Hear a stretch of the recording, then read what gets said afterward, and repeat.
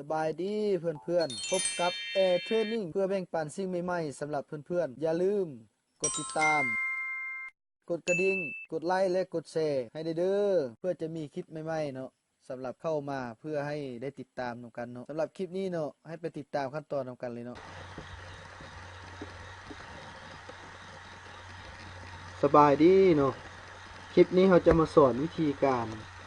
ตั้งเพจขายเครื่องเนาะด้วยคอมพิวเตอร์เนาะคอมพิวเตอร์ PC เนาะผ่าน Facebook เนาะสำหรับ Facebook ที่เราเล่นทุกมือเนาะในระยะนี้เราอาจจะใช้ Facebook สำหรับเป็นแอปเนาะเป็นตลาดขายเครื่องออนไลน์เนาะแต่เราจะใช้เพจเนาะเพื่อนำใช้เข้าในการตั้งเพจเพื่อขายสินค้าเนาะให้คนรับรู้นำหลายคิดหลายทางเนาะ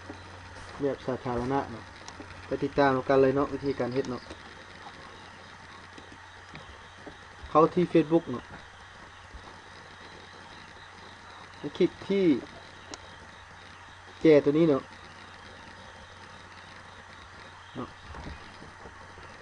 มันจะมีขึ้นมาให้บอกเนาะว่า Next Page เนาะจุดที่1เนาะจุดที่2ก็คือนี่เนาะเป็นเพจเนาะเป็นกาทงเนาะเราสามารถคลิกได้เลยเนาะอย่างข้าพเจ้าจะคลิกใส่เพจเนาะคลิกเข้าเลยเนาะ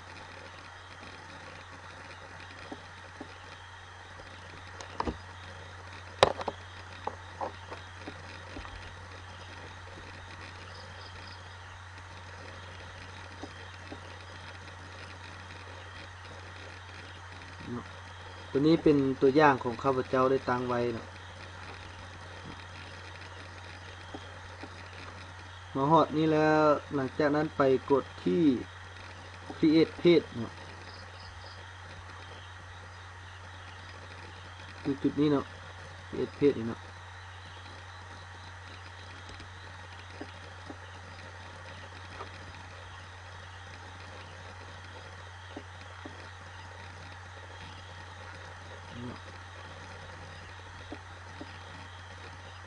ตัวนี้จะถาม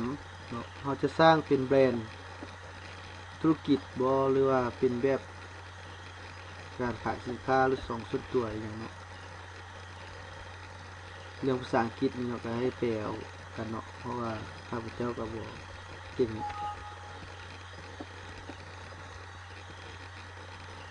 คลิกที่ Get Start นี่เนาะสำหรับข้าพเจ้าจะเลือก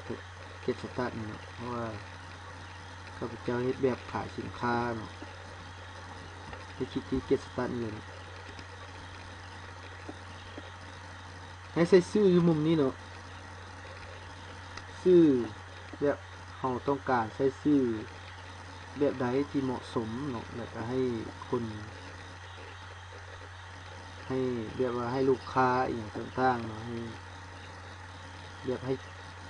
เขาห้องว่าอย่างให้จูงใจลูกค้าเข้ามาเบิ่งเพจและเข้ามาเบิ่งเครื่องของเฮาเนาะให้มันม่วนเนาะสมมุติข้าพเจ้าเนาะข้าพเจ้าใช้เป็นร้านขายเสื้อผ้าสมมุติ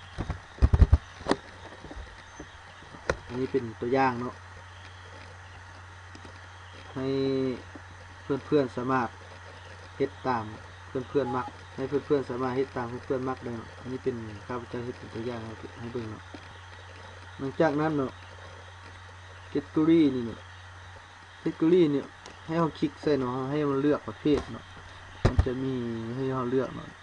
เราสามารถเลือกได้เนาะจะเลือกอย่างเราขึ้นตัวที่อาจจะเป็นเกมหรือเป็นอย่างเนาะ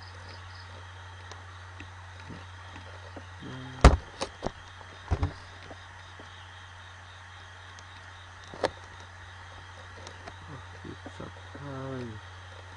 วิตามินเอาห้อง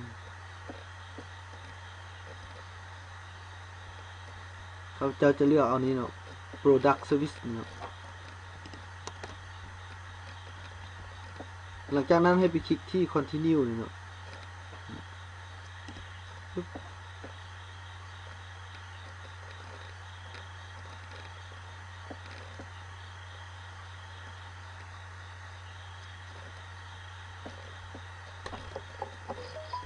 มาฮอดจุดนี้เนาะเราจะมันเป็นจุดที่เราให้เราใส่นะรูปโปรไฟล์ของเพจเราเนาะเราสิใส่หรือบ่ใส่ก็หรือว่าเราสิใส่นำหลังก็ได้เนาะหรือว่าสิใส่ก่อนก็ได้เนาะถ้าจะใส่นำหลังเราก็คลิกสคริปต์นี้ไปเนาะถ้าจะใส่เลยเราก็คลิกที่อัปโหลดโปรไฟล์พิกเจอร์นี่เนาะตัวอย่างข้าพเจ้าจะใส่เลยเนาะอัปโหลดโปรไฟล์พิกเจอร์ข้าพเจ้าเลือกอันนี้เนาะผ้าเสื้อนี่เนาะ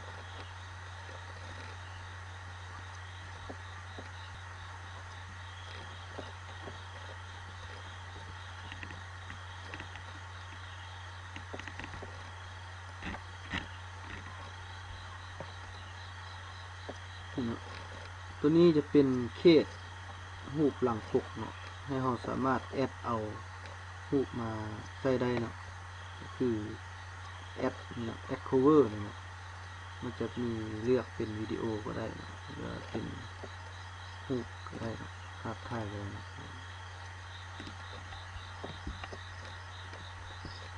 ข้าพเจ้าจะเอาเป็นรูปเนาะเลือกเป็นรูปเนาะ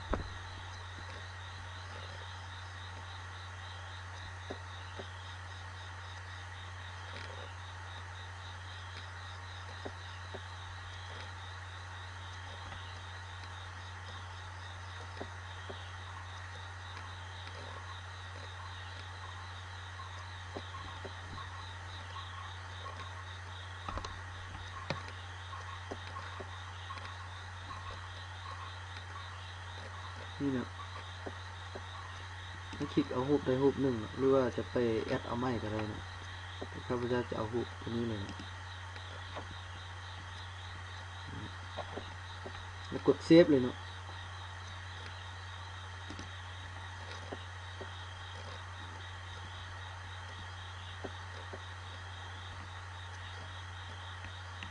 นี่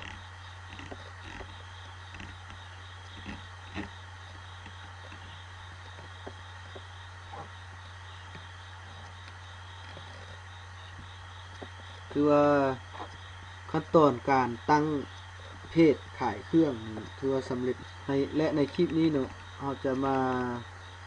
อธิบายและนึงเนาะวิธีการโพสเครื่องเนาะจะอยู่ที่นี่เนาะกดที่โพสเนาะ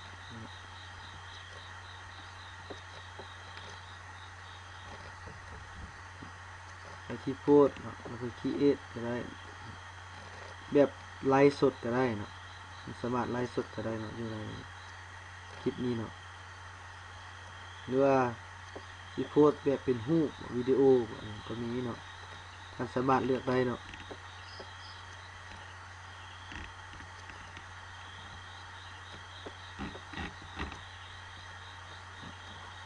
อันนี้มันท่านสามารถเพิ่มปุ่มของการไลค์การแชร์หรือการติดต่อหาลูกค้าอย่างต่างๆก็สามารถเพิ่มได้เนาะ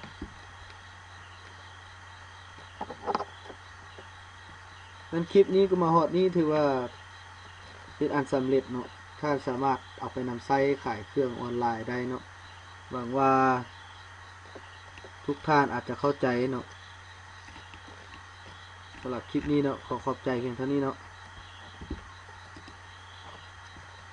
สำหรับคลิปนี้แม่นสิ้นสุดลงเพียงเท่านี้หวังว่าจะช่วยให้ท่านได้หลายอย่างฉะนั้นข้าพเจ้าขอบใจที่ท่านติดตามช่อง Air Training YouTube และอย่าลืมกดติดตามกดกระดิ่งกดไลค์และกดแชร์เพื่อจะอัปเดตคลิปใหม่ๆ